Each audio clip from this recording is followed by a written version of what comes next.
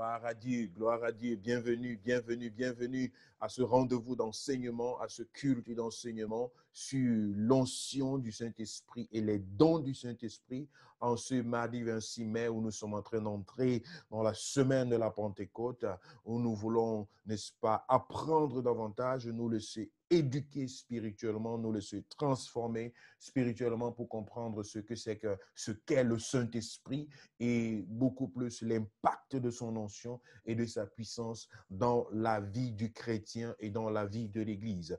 C'est un rendez-vous d'enseignement. Je te demande de prendre ton cahier, de prendre ta Bible, de prendre ton cœur à disposition et de pouvoir te laisser enseigner. Nous avons commencé depuis le début de cette année 2020 avec une église révolutionnaire, l'église en ligne, le CBS Online Church. C'est cette église qui vient chez toi, c'est cette église à laquelle tu peux appartenir sans avoir besoin de te déplacer. C'est cette église-là qui traverse les frontières et qui unit le peuple de Dieu de façon interdénominationnelle pour en faire une seule assemblée. C'est une famille grandissante. Nous sommes passés de 5 à 93 dans les 4 derniers mois.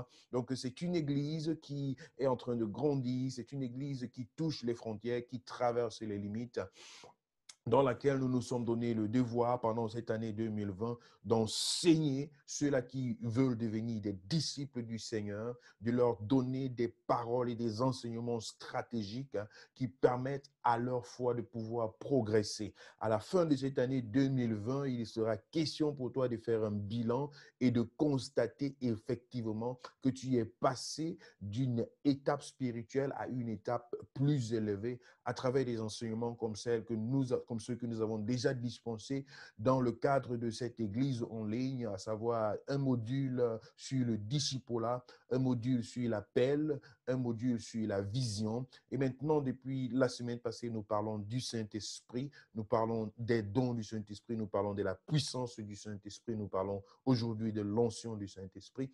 Donc, ce sont des choses qui viendront également pendant cette année, le restant de cette année, avec des thèmes spécifiques pour la bâtisse de ta foi, tels que le milieu ecclésiastique, l'organisation de l'Église, les appels, les différents ministères, et puis dans quel domaine est-ce que Dieu est en train de t'appeler pour que tu découvres ta destinée, et également donner l'occasion aux uns et aux autres de se rendre utiles dans l'œuvre de Dieu, de servir le Seigneur d'une façon ou d'une autre. C'est ça l'Église, une Église qui est virtuelle, mais une Église qui est réelle.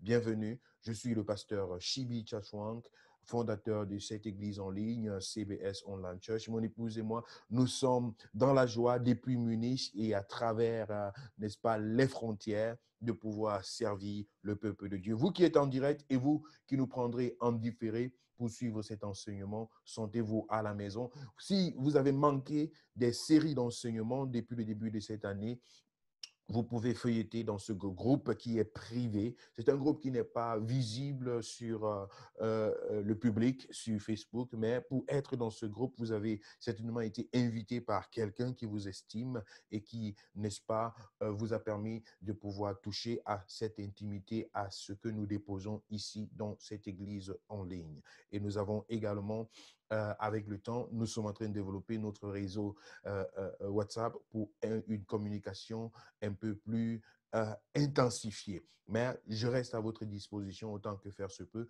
pour transporter la parole de Dieu, la connaissance du Seigneur et également sa puissance dans vos maisons, car notre Dieu est un Dieu réel, c'est un Dieu puissant, c'est un Dieu vivable, c'est un Dieu tangible, c'est un Dieu qu'on peut expérimenter à chaque fois qu'on est dans sa présence. Alors, attachez vos ceintures, c'est le moment de décoller et de se réjouir dans la présence de l'Éternel. Hallelujah. Seigneur, merci pour ta parole. Merci parce qu'elle est esprit et vie. Merci parce que tu veux encore déposer quelque chose de particulier dans la vie de quelqu'un ce soir. Tu veux manifester ta gloire, tu veux répandre ton esprit.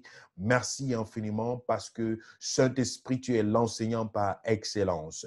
Viens prendre le total contrôle. Pour tous ceux-là qui sont disposés maintenant et qui veulent apprendre quelque chose avec toi, merci de déposer, Seigneur, et de manifester ta puissance dans le nom de Jésus-Christ de Nazareth. Que Dieu vous bénisse.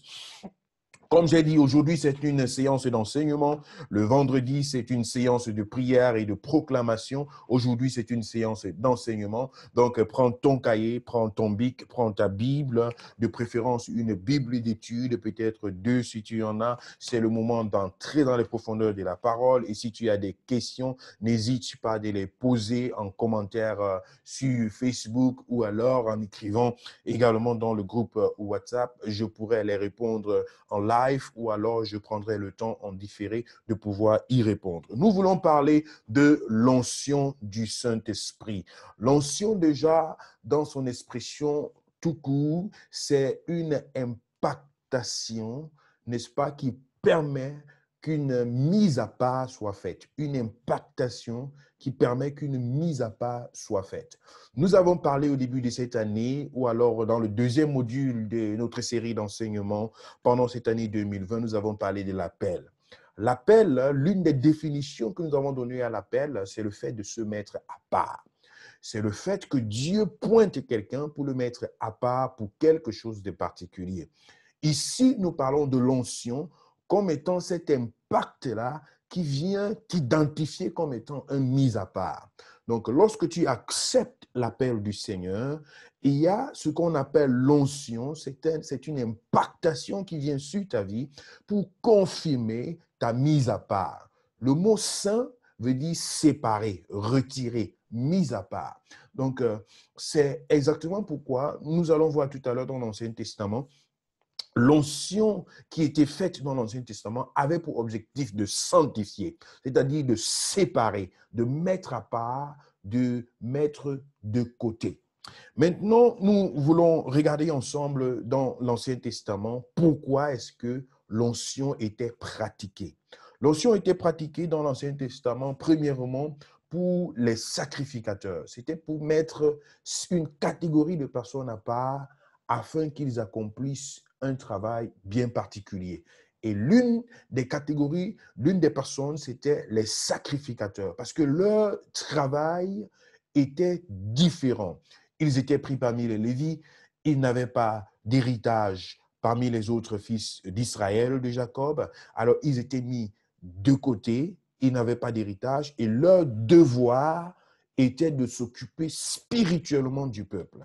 Ils devaient être ceux-là qui veillent sur la garantie de la couverture spirituelle du peuple. Donc, ils étaient assignés à une tâche toute particulière et il leur fallait un impact particulier. C'est pourquoi il fallait qu'ils soient oints d'huile, qu'ils soient oints pour cette action. Nous allons ensemble voir dans le livre de Exode, Exode chapitre 30. Je voudrais encore t'interpeller, nous sommes dans une séance d'enseignement.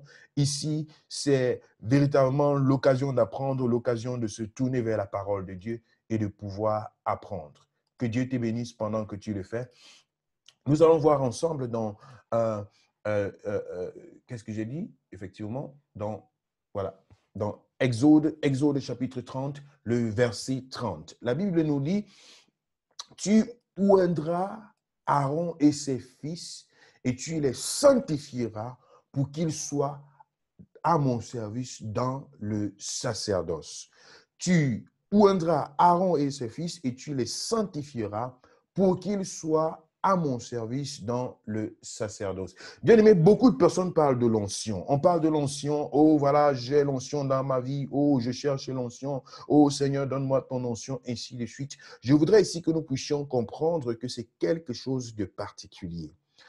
Ici, une instruction était donnée à Moïse de la part de Dieu pour la première fois parlant de l'onction d'huile. Il dit, tu oindras Aaron et ses fils et tu les sanctifieras pour qu'ils soient à mon service dans le sacerdoce. Voilà à quoi sert l'onction. C'est une capacité spirituelle qui s'attache à toi pour le service de Dieu. Oh, vous vous rappelez que nous sommes en train de parler du Saint-Esprit. Nous sommes en train de parler de cet ami fidèle et tendre. Nous sommes en train de parler de celui-là qui est la promesse que Jésus a donnée pour les humains sur cette terre. Il est vraiment la promesse qui nous permet d'entrer dans le service et dans l'œuvre du Seigneur. le Saint-Esprit. Et vous vous rappelez que j'ai dit, sans le Saint-Esprit, nous sommes incapables de vivre une vie spirituelle. Sans le Saint-Esprit, nous sommes incapables de vivre une vie d'église. Sans le Saint-Esprit, nous sommes incapables d'avancer. Ici, nous nous rendons compte que pour que Aaron, ses fils, puissent entrer dans leur service sacerdotal, il fallait qu'ils soient un. Il fallait qu'il soit mis à part. Il fallait qu'il passe par ce rituel, permettez-moi l'expression, qu'il passe par ce rituel, qu'il soit oint d'huile et qu'il soit mis à part pour le service de Dieu. C'est pourquoi l'onction a pour premier but de te rendre capable. Tu as écouté l'appel du Seigneur. Tu as reçu l'appel du Seigneur. Tu as accepté de marcher avec le Seigneur.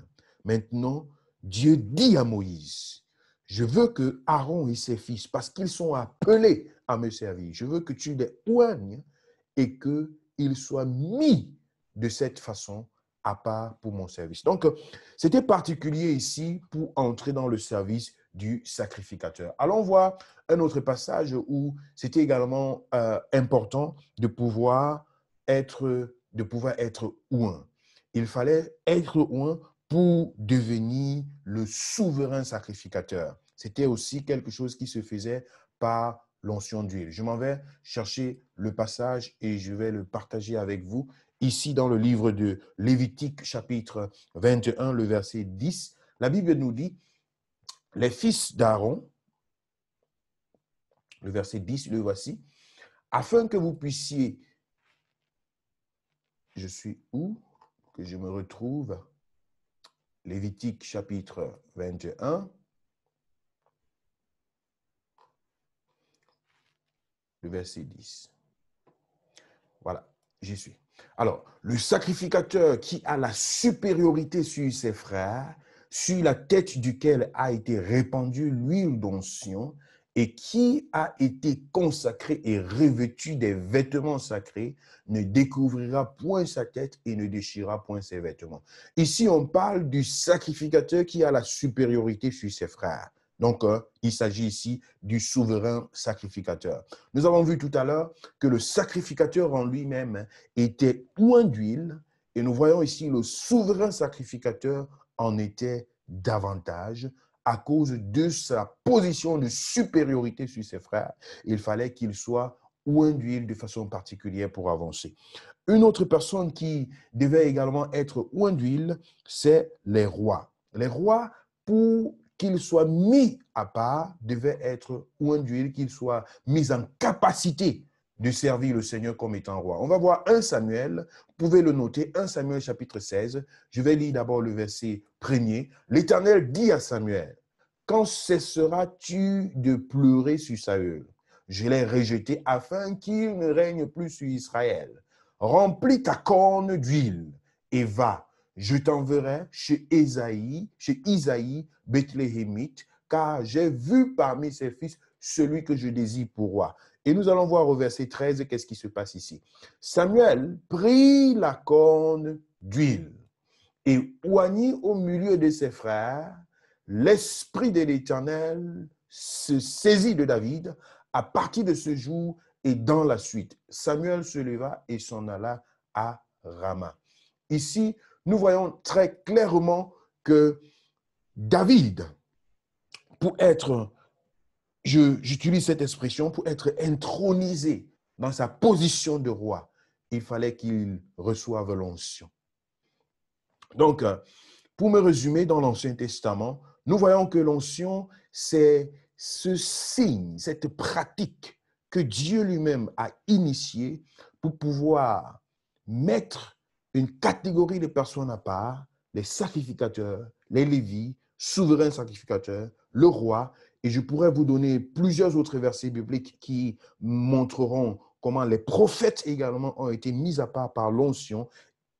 Élie qui a oint Élisée avant, n'est-ce pas, son départ, il a oint d'huile avec une corne qu'il a versée sur lui afin qu'il soit mis en capacité spirituelle pour entrer dans l'opération de son ministère. Et nous le voyons dans la vie de plusieurs autres prophètes. Maintenant, je voudrais vous montrer, bien-aimés dans le Seigneur, que cette onction est quelque chose de particulier. C'est une capacité surnaturelle que ces gens reçoivent comme sacrificateurs pour exercer leur sacrificature, qu'ils reçoivent comme souverain sacrificateur pour être chef sur les sacrificateurs, qu'ils reçoivent cette capacité comme étant lévite pour faire son travail dans le temple, cette capacité de roi pour pouvoir régner sur le peuple. Et la Bible montre la différence qui se faisait avant que cette onction ne soit appliquée et après que cette onction soit appliquée, la vie de la personne était complètement différente. Et je voudrais vous dire que même dans Exode chapitre 30, à partir du verset 22, vous pourrez le lire à la maison, vous pourrez voir que même les ustensiles pouvaient être ouin, pouvaient recevoir une onction, et ces ustensiles-là, à partir de ce moment-là, étaient déclarés saints. Et toute personne qui touchait à ces ustensiles était sanctifiée pour avoir touché à ça. Donc ici, nous nous rendons compte que déjà dans l'Ancien Testament, il y avait cette pratique-là de mise à part, cette pratique-là de séparer du commun des mortels pour introduire dans une dimension spirituelle. Oh, hallelujah. Glory Jesus. Donc, Dieu avait prévu qu'à un moment, il doit avoir une séparation. À un moment, il doit avoir un impact. À un moment, il doit avoir une différence entre ce qui est naturel et ce qui est surnaturel. Il doit avoir un moment de passage, un moment de transition pour dire ce qui est de cette terre maintenant doit mourir et c'est ce qui est spirituel qui doit prendre le devant. Et à partir de ce moment-là, l'homme était mis en capacité de pouvoir exercer, de pouvoir répondre à son appel, de pouvoir marcher dans ce que Dieu voulait de lui, dans ce que Dieu attendait de lui. C'est ce que nous appelons l'onction. Vous allez voir dans la vie de Samson, il avait été oint de façon particulière parce que Dieu avait déjà déposé le symbole de son onction sur lui. Ici, on ne va pas se réduire à l'huile. L'huile, c'est l'un des éléments que Dieu utilisait dans l'Ancien Testament pour pouvoir marquer cette mise à part et cette transition dans le monde surnaturel, n'est-ce pas, de façon supérieure. Mais également, il se servait d'autres méthodes pour déposer son onction, pour déposer son impact particulier dans la vie des uns et des autres. Samson, déjà, avant même sa conception, il était consacré, il était oint, il était touché même par Dieu lui-même et le symbole se faisait voir sur sa tête, sur la longueur de ses cheveux. Ça, c'était selon la souveraineté de Dieu. Nous allons voir Daniel. Daniel était un homme oint. Un homme oint. La Bible dit on a reconnu en lui qu'il avait un esprit supérieur à tous. Ça, c'est une particularité divine. C'est quelqu'un qui n'est pas normal. C'est quelqu'un qui n'est pas normal selon les choses de ce monde. Bien-aimé dans le Seigneur, quand Dieu veut t'introduire dans son service, quand Dieu veut t'introduire dans l'opération spirituelle, quand Dieu veut que tu deviennes quelqu'un qui peut parler en son nom, quelqu'un qui peut agir en son nom, il t'oint. Il t'oint. Alors, nous allons voir quelques autres passages dans le Nouveau Testament et surtout dans la vie de Jésus. Dans la vie de Jésus, ceci m'intéresse vraiment beaucoup parce que ça va nous permettre de voir que Jésus lui-même ne pouvait pas marcher sans avoir été oint, sans avoir reçu cette confirmation et cette mise à part qui lui venait de la part du Seigneur. La Bible nous dit dans Luc chapitre 3, notez ce passage, dans Luc chapitre 3, le verset 21, la Bible dit, tout le peuple se faisait baptiser, Jésus aussi fut baptisé, et pendant qu'il priait, le ciel s'ouvrit. Et le Saint-Esprit descendit sur lui sous une forme corporelle, comme une colombe. Et une voix fit entendre du ciel ces paroles. Tu es mon fils bien-aimé, en toi j'ai mis mon affection. Glory Jesus. Vous voyez, qu'est-ce qui se passe ici, bien-aimé? Ça, c'est une mise à part. C'est une proclamation, c'est une déclaration. C'est l'image de ce rituel dont nous venons de faire mention dans l'Ancien Testament. Une déclaration, quelque chose qui se produit pour dire, à partir de ce jour, celui-ci est mis à part. Celui-ci est le sacrificateur. Il y avait un symbole que Dieu avait demandé à Moïse d'opérer. Celui-ci est le souverain sacrificateur. Moïse devait opérer un symbole particulier pour choisir et pour consacrer, pour mettre à part les souverains sacrificateurs, ainsi que les Lévites. Et puis, par la suite, ceux-là qui ont pris la relève après Moïse devaient le faire pour oindre les rois à l'instar de Samuel, devaient le faire pour oindre les prophètes à l'instar, n'est-ce pas, d'Élie. Maintenant, ici, c'est Jésus lui-même qui est là. Après 30 ans d'existence dans le monde naturel, il était le fils du charpentier, il était connu de tous, il pouvait être piétiné sur la route, il pouvait jouer peut-être au ballon avec ses amis à gauche et à droite dans son enfance, dans son adolescence et puis dans, n'est-ce pas, sa jeunesse. Il pouvait être monsieur tout le monde. Mais à partir du moment où il est entré dans les eaux du baptême et qu'il est ressorti, Dieu a dit, voici le temps, voici le point, je veux déclarer quelque chose de particulier. À partir de ce jour, voici mon fils bien-aimé en qui j'ai mis toute mon affection. Ça, c'est le symbole d'un départ glorieux qui commence dans la vie de Jésus. Il devient à partir de ce jour-là quelqu'un de différent. Il devient à partir de ce jour-là quelqu'un qu'on ne peut pas comprendre dans ce monde naturel. Il devient à partir de ce jour-là quelqu'un dont les esprits mauvais ont peur. Il devient celui-là que les fous rencontrent en route et disent « Que me veux-tu » Il devient celui-là qui entre dans la synagogue et est rempli de cette colère pour renverser tous les vendeurs dans le temple. Il devient quelqu'un de différent. Quelqu'un de différent. Quelqu'un de différent à partir de ce jour-là. Le ministère de Jésus change. C'est ce que nous appelons l'onction. Mais regardez qu'est-ce qui se passe encore dans le même livre de Luc, à partir du chapitre 4. J'espère retrouver le verset très rapidement. Je crois que c'est à partir du verset 16 ou bien 13. Voilà. Jésus, au verset 14, verset 13, Luc chapitre 4. Après l'avoir tenté de toutes ces manières, ça c'était la tentation après les 40 jours de jeûne de Jésus dans le désert, vous connaissez cette histoire. Après l'avoir tenté de plusieurs manières, le diable s'éloigna de lui jusqu'à un moment favorable. Mais qu'est-ce que la Bible dit ici? Luc dit ici au verset 14. Jésus, revêtu de la puissance de l'Esprit, retourna en Galilée et sa renommée se répandit dans tous les pays d'alentour. Il enseignait dans la synagogue et il était glorifié par tous. Il se rendit à Nazareth où il avait été élevé et selon sa coutume, il entra dans la synagogue le jour du sabbat. Il se leva pour faire la lecture. Ainsi de suite. Et vous allez voir une puissance extraordinaire qui se manifeste dans la vie de Jésus. Souvenez-vous qu'il vient de se faire baptiser dans le chapitre 3 du livre de Luc. Et au chapitre 4, au début du chapitre 4, il est dans un moment de retraite, dans un moment de prière, dans un moment de jeûne. Et puis à la fin de ce programme, il est tenté par le diable, mais à cause de la puissance de Dieu et de l'onction, de la sagesse de Dieu sur sa vie, la mise à part, à partir de ce moment-là, il a remporté la victoire. Mais la Bible dit, à partir de ce moment, il se mouvait avec puissance. Cette expression est particulière et vêtue et remplie de sens. Jésus, revêtu de la puissance de l'Esprit, retourna en Galilée et sa renommée se répandit dans tout le pays d'alentour. Ça, c'est le symbole. On sent là un vent puissant qui est en mouvement. Quand on dit il se déplaça revêtu de la puissance de Dieu et sa renommée se répandit. Bien aimé, ce n'est pas quelque chose qui se cache. Ce n'est pas quelque chose qui se cache. Ici, c'est un Jésus complètement différent que l'on rencontre. Et il rentre d'abord dans sa terre natale. Il revient d'abord à Nazareth, là où on le connaît. Et puis, les gens constatent qu'ici, là, ce n'est plus seulement le fils du charpentier. Ce n'est plus seulement celui-là qu'on a l'habitude de rencontrer à gauche, à droite. Ici, il y a quelque chose de particulier qui vient de se manifester dans la vie de celui-ci. Bien-aimé dans le Seigneur, ça, c'est l'onction.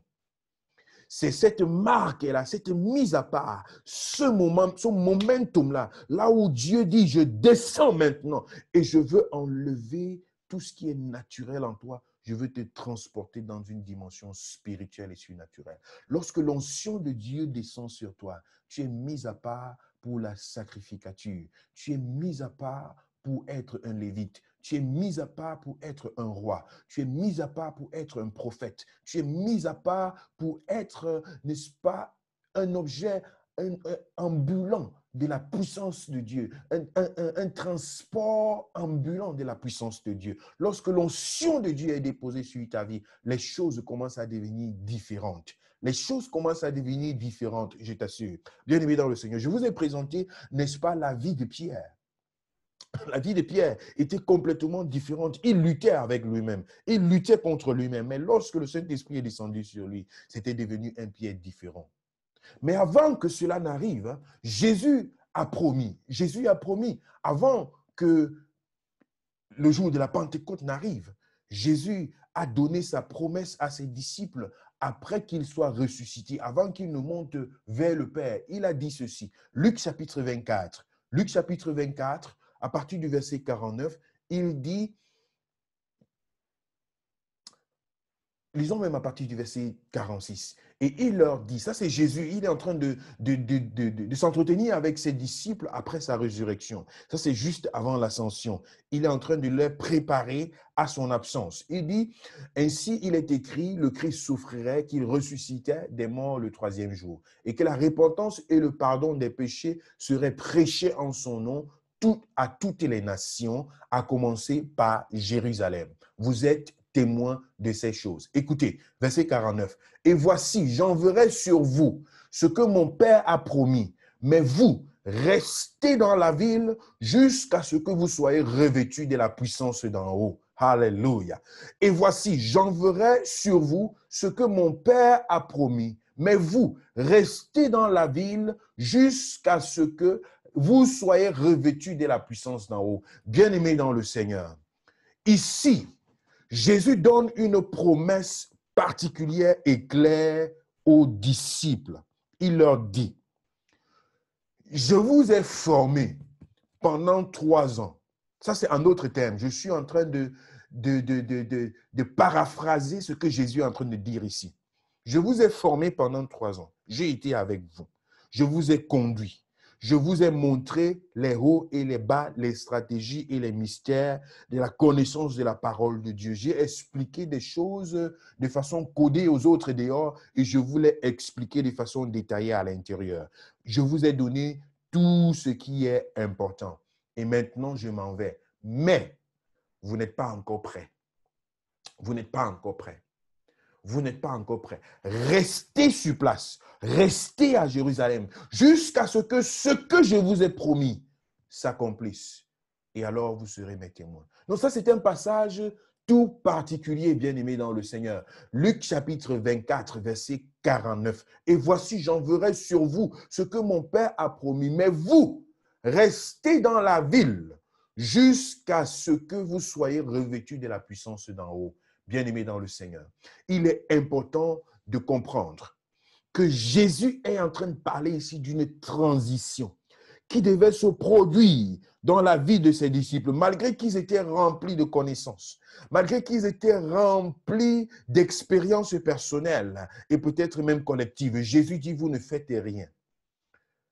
Vous ne faites rien jusqu'à ce que cette transition-là, jusqu'à ce que ce momentum se soit produit, jusqu'à ce que la puissance se soit manifestée, jusqu'à ce que l'onction soit descendue d'en haut. Alléluia, alléluia, alléluia. Veux-tu vivre une vie chrétienne? Tu as besoin du Saint-Esprit. Tu as besoin de l'onction divine. C'est ça qui fait la différence. Veux-tu prétendre marcher sur les pas de Jésus? Tu as besoin d'être mis à part. Veux-tu vivre, permettre que ta maison soit un lieu vivant de la puissance de Dieu, que ton église soit une représentation de Christ, un lieu pour le salut des âmes? Tu as besoin d'être mis à part. Et ici, il donne un secret tout particulier à ses disciples. Il dit, restez et attendez. Restez et attendez. Restez là. Aspirez à cela, que cela s'accomplisse dans vos vies. Bien-aimés dans le Seigneur. Ici, c'est une marque particulière qui devrait être dans la vie de chaque enfant de Dieu. Qui devrait être dans la vie de chaque enfant de Dieu. C'est mon désir pour cette église en ligne. C'est mon désir pour le CBS Church Online. C'est mon désir pour toutes personnes qui écoutent le son de ma voix en ce moment. C'est mon désir que ce déclic spirituel-là se produise dans ta vie. Que l'Éternel te transporte dans les lieux surnaturels. Qu'il te donne la capacité au-dessus de celle qui est humaine, de celle qui est naturelle, pour te permettre d'opérer selon Dieu, d'opérer selon le Saint-Esprit, d'opérer selon sa puissance, d'opérer selon sa gloire. Parce que le chrétien n'est pas un homme naturel. Le chrétien, c'est un homme spirituel. Christ en nous, l'espérance de la gloire. Lorsque l'Esprit de Dieu vit en toi, tu deviens le temple de Dieu. Tu deviens un mis à part. Tu deviens quelqu'un de différent. Voilà de quoi il s'agit, bien-aimé dans le Seigneur. L'onction fait la différence. Il te distingue parmi les foules. Il te distingue parmi les générations. L'une des choses que l'onction produit, c'est qu'elle détruit tes faiblesses. Alléluia. L'onction détruit tes faiblesses. Parce que tu passes de la dimension charnelle, de la dimension humaine, à la dimension spirituelle. Dans Actes chapitre 2, je ne manquerai pas de continuer à vous présenter cet exemple palpable. Il se produit dans Actes chapitre 2 quelque chose de génial dans la vie de Pierre.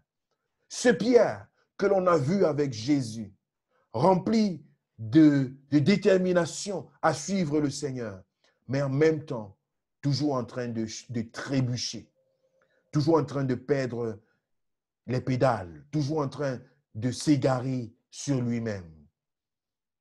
On a vu ce Pierre régner Jésus par 3 fois avant le chant du coq. On a vu ce Pierre se détourner parfois pour entrer dans ces choses qu'il avait vomies. Mais le jour de la Pentecôte, lorsque le ciel s'ouvre, lorsque le cachet divin, spirituel, surnaturel descend et que Pierre et tous ceux-là qui étaient dans cette attitude d'attente, que l'accomplissement soit fait lorsqu'ils sont visités par la puissance du Saint-Esprit. Oh, hallelujah, glory Jesus. Lorsqu'ils sont visités par la puissance du Saint-Esprit, alors Pierre devient un homme différent. Ses faiblesses sont complètement annulées. L'histoire biblique raconte que Pierre était même comme Moïse, quelqu'un qui n'avait pas la parole facile, prétendu bégayant ou alors tout simplement n'ayant pas de l'éloquence. Mais au jour de la Pentecôte, c'est un Pierre différent qui se place là. Il est déterminé. En ce moment-là, il ne se comprend pas lui-même. Bien aimé, lorsque l'onction de Dieu descend sur toi, tu ne vas pas te comprendre, tu ne vas pas te maîtriser. Je prie que cette onction te saisisse pendant ces moments au nom de Jésus. Que l'onction qui met à part, que l'onction qui différencie, qu'elle descende sur ta vie. Paul disait, nous ne prêchons pas en théorie, mais nous prêchons en pratique et en démonstration de puissance. Bien-aimé dans le Seigneur, la parole de Dieu est une évidence. La vie chrétienne, c'est quelque chose de pratique, c'est quelque chose de vivable. Il ne faut pas que le chrétien soit là et que personne ne sache qu'il est là. Il ne faut pas que tu sois quelque part et que, n'est-ce pas, on ne sait pas qu'il y a un être surnaturel ici, qu'il y a quelqu'un de différent dans cette atmosphère. Non. Là où tu entres, la différence doit être là. Tu dois être ouin, tu dois être mis à part. Et je bénis le Seigneur parce que nous parlons du Saint-Esprit en cette semaine de la Pentecôte. Il dit dans le livre de Joël au chapitre 3, chapitre 2 et chapitre 3, « Dans les derniers temps, je répandrai de mon esprit sur toutes les chairs. » Bien-aimés dans le Seigneur, nous sommes privilégiés. Nous sommes privilégiés. Nous sommes dans une période où le Saint-Esprit est encore tellement disponible. Le docteur Luc nous le dit, que si méchant que vous êtes, si vous pouvez donner du pain à vos enfants, et non pas de la pierre lorsqu'ils vous demandent du pain, si vous pouvez donner non pas du serpent à vos enfants lorsqu'ils vous demandent du serpent, du poisson, à plus forte raison, votre Père dans les cieux donnera-t-il de son esprit en abondance à tous ceux-là qui les lui demandent. Bien-aimés dans le Seigneur. C'est une bénédiction particulière qui vient de la part de Dieu.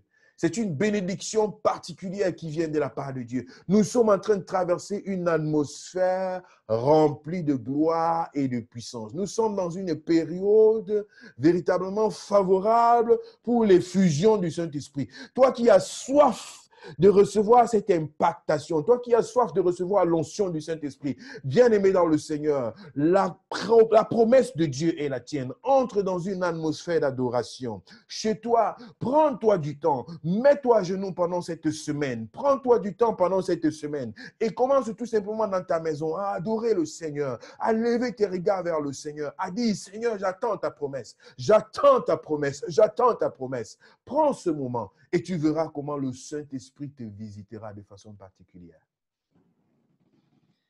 Le Saint-Esprit te visitera de façon particulière.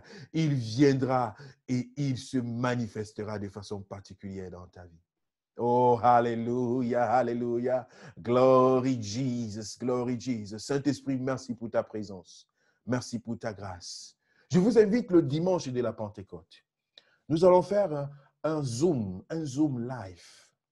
Là où tu te prépares à 17h, heure de l'Allemagne, où tu te mets sur Zoom en live, en vidéo. Ce sera uniquement pour cette église en ligne. Et nous allons expérimenter, c'est un dimanche de la Pentecôte, nous allons expérimenter une mouvance spirituelle et surnaturelle.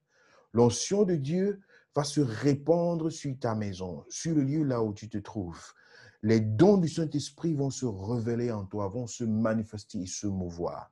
Note ce rendez-vous qui vient de m'être communiqué maintenant par le Saint-Esprit. Dimanche à 17h, dans un Zoom live. Prépare-toi pour être en vidéo parce que ce sera sur mon écran et je prendrai le temps de déclarer et d'imposer des mains par la puissance du Saint-Esprit pour déclencher ce que Dieu a mis en toi. Le parler en langue qu'il a mis en toi, il va le déclencher. Ce que tu crois n'avoir pas encore reçu, tu le verras se manifester. C'est un dimanche de la Pentecôte. 2020, c'est une année de surprise. C'est une année où Dieu se meut de façon extraordinaire, où Dieu ouvre des choses qui dépassent l'entendement des humains. C'est des instants là où Dieu veut que son peuple passe dans une transition spirituelle et extraordinaire. Le vendredi, c'est une heure de prière, c'est une heure de déclaration, c'est une heure de proclamation. Le mardi, c'est une heure d'enseignement, de fondation biblique. Mais je vous invite ce dimanche à 17h, pour ceux-là qui le peuvent, juste sur le Zoom live par vidéo. Je vous enverrai l'invitation 15 minutes avant pour ces moments extraordinaires d'expérimentation de la puissance du Saint-Esprit pour te capabiliser pour entrer dans cette dimension. C'est juste cette annonce que je voulais donner avant de continuer. Bien-aimés dans le Seigneur, c'est le temps pour chacun d'entrer dans une dimension spirituelle. C'est le temps pour chacun de pénétrer dans les profondeurs de Dieu et de se laisser tout simplement être marqué, être marqué de façon particulière pour dire, Seigneur, je veux aller dans une autre dimension avec toi. Je veux te toucher. Je veux te goûter. Je veux t'expérimenter. Seigneur, je suis dans cette attente-là. Je ne veux rien faire. C'est malheureux lorsque tu commences à faire des choses par ta propre force. C'est malheureux lorsque tu commences à faire des choses sur la base de tes connaissances, sur la base de tes études, sur la base de tes recherches sur Google et sur ci ou ça, sur les informations que tu as reçues des individus et des personnes à gauche, à droite. Tu te lèves pour dire que tu veux faire des choses spirituelles. C'est malheureux. Pourquoi est-ce que je le dis? Luc chapitre 24, verset 49. Jésus s'adresse à ses disciples que lui-même a formés pendant plus de 3 ans, en qui il a déposé non seulement la théorie, mais aussi la pratique, en qui il a partagé les secrets de son intimité. Jésus leur dit, maintenant que je m'en vais, vous, restez sur place, ne bougez pas, ne faites rien, jusqu'à ce que la promesse soit accomplie. Bien-aimés dans le Seigneur, sans le Saint-Esprit, Jésus n'est pas là. Jésus n'est pas là sans le Saint-Esprit. Jésus n'est pas là sans le Saint-Esprit. Lorsqu'il dit dans Matthieu chapitre 28, il dit, Allez partout dans le monde entier, annoncez la bonne nouvelle. Et voici, je suis avec vous tous les jours jusqu'à la fin du monde. Jésus promet d'être là, mais pourtant le voilà en train de monter au ciel 10 jours, 40 jours après sa résurrection. Il est en train de partir. Les disciples le voient partir, mais ils se souviennent que celui-ci a promis qu'il sera avec nous tous les jours, bien-aimés dans le Seigneur. Le Saint-Esprit est notre garantie. Il est notre garantie. Il est cette garantie-là que Christ nous tient par la main, que Christ nous capabilise pour vivre cette vie chrétienne, pour entrer dans les dimensions surnaturelles. Bien-aimé dans le Seigneur, je voudrais t'inviter à aspirer à ces choses, à aspirer à la présence de Dieu dans ta vie. Et je voudrais te dire, cette présence n'est pas loin. Elle n'est pas loin de ta vie. Elle n'est pas loin de ton cœur. Elle n'est pas loin de ta pensée. Elle n'est pas loin. Dieu a plutôt le désir de se laisser manifester en toi, de se laisser vivre par toi, de se laisser expérimenter par toi. Vous savez, cette onction fait la différence. Et les sorciers de ce monde, ils savent, lorsqu'ils te voient et que l'onction de Dieu est sur toi, ils le reconnaissent. Un démon va difficilement t'attaquer à cause de l'onction de Dieu sur ta vie. Les gens, même qui vont se lever même pour s'opposer à toi, que ce soit les gens de ta famille ou des personnes dans le monde des ténèbres, ils vont se rendre compte que ça c'est quelqu'un de différent. Même autour de toi, tu seras mis à part. Et Dieu, à partir de ce moment-là, il est ta vengeance, il est ta rétribution. Il est celui-là qui te défend. Il est celui-là qui agit en ta faveur. Mais ce qu'il faut remarquer ici, bien-aimé dans le Seigneur, c'est qu'on ne cherche pas l'onction juste pour chercher l'onction. On ne cherche pas l'onction juste pour chercher l'onction. Je répète ça pour la 3e fois. On ne cherche pas l'onction juste pour chercher l'onction. Nous avons vu dans l'Ancien Testament les catégories de personnes sur lesquelles était recommandée cette intronisation, cette pratique de les oindre, de les mettre à part. C'était, selon que nous avons vu dans Exode chapitre 30, dans Lévitique chapitre 21, dans 1 Samuel chapitre 16, nous avons vu que c'était tous des personnes appelées à quelque chose de particulier. L'un pour la sacrificature, les Lévites, les rois, les prophètes. Chacun avait un prix à payer. Chacun avait une responsabilité à porter. Chacun avait, au préalable, accepté l'appel de Dieu, accepté de suivre le Seigneur, accepté de se mettre à la disposition du Seigneur, accepté d'être cet instrument-là entre les mains de Dieu. C'était ça la condition. C'est pourquoi au début de cette année, nous avons longuement parlé sur l'appel. Je voudrais encore te le rappeler. Si tu n'as pas suivi cet enseignement, je crois nous avons fait au moins 3 ou 4 sessions sur l'appel, comment découvrir son appel, comment découvrir sa destinée. Tu peux le suivre dans ces liens, dans cette page privée du CBS Online Church et tu écouteras, tu y travailleras. Nous avons présenté des stratégies, comment découvrir ton appel, comment découvrir ce pourquoi ton cœur bat. Et nous avons parlé de la vision. Donc, lorsque tu l'as compris et que tu as accepté volontairement de marcher dans cet appel, dans ce à quoi Dieu t'appelle, dans la direction dans laquelle Dieu est en train de t'appeler, lorsque tu l'as fait avec obéissance, maintenant, à partir de ce moment, tu es disposé pour recevoir cette onction. L'onction est précédée par l'obéissance. L'obéissance à Dieu et la disponibilité à servir le Seigneur. Parce que c'est le fait pour Dieu de te rendre capable. Mais te rendre capable pourquoi? Il faut que toi-même tu sois déjà disposé, que toi-même tu sois déjà déterminé à dire, Seigneur, je suis prêt. Je suis prêt à quitter cette vie de péché. Je suis prêt à abandonner ces choses qui ne te plaisent pas. Je suis prêt à me détourner de ces mauvaises voies. Je suis prêt à sacrifier quelque chose dans ma vie. Je suis prêt à te servir. Je suis prêt à me mettre à ta disposition. Je suis prêt à évangéliser.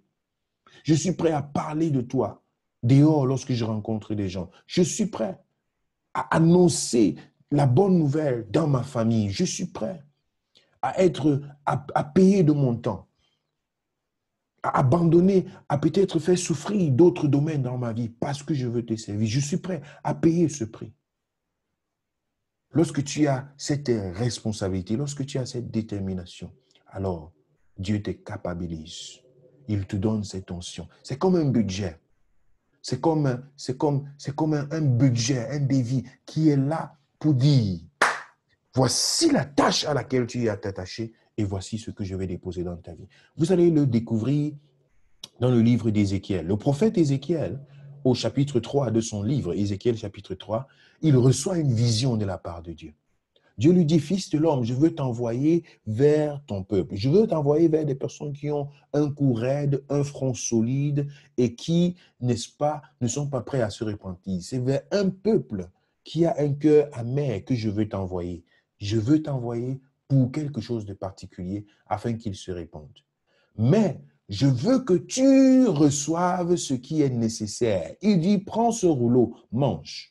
Alors, Ézéchiel, dans cette vision, il prend le rouleau qui est la représentation de la parole de Dieu, il le consomme. C'est amer dans sa bouche, mais c'est doux comme du miel. Il prend plaisir. Et pendant qu'il avance, il entend derrière lui des bruits comme étant un grand vent et une armée qui l'accompagne. Et il va tout furieux pour annoncer la bonne nouvelle. Ici, c'est le symbole d'un équipement. Il nous est dit dans le livre d'Hébreux, vous êtes entourés d'une si grande nuée de témoins. Hébreux chapitre 12, verset 1. Vous êtes entourés d'une si grande nuée de témoins. Pourquoi est-ce que Dieu veut nous entourer d'une grande nuée de témoins? Pourquoi est-ce que Dieu mettrait une cortège d'anges derrière toi, à ton service? Pourquoi? Pourquoi? Pour quelle raison? Quel est le défi que tu as devant toi? Es-tu décidé à relever ce défi? Es-tu prêt à te lever pour renverser et détruire les œuvres de Satan dans ton entourage, dans ta famille? Es-tu prêt à te lever pour annoncer l'évangile à ceux-là qui sont égarés dehors?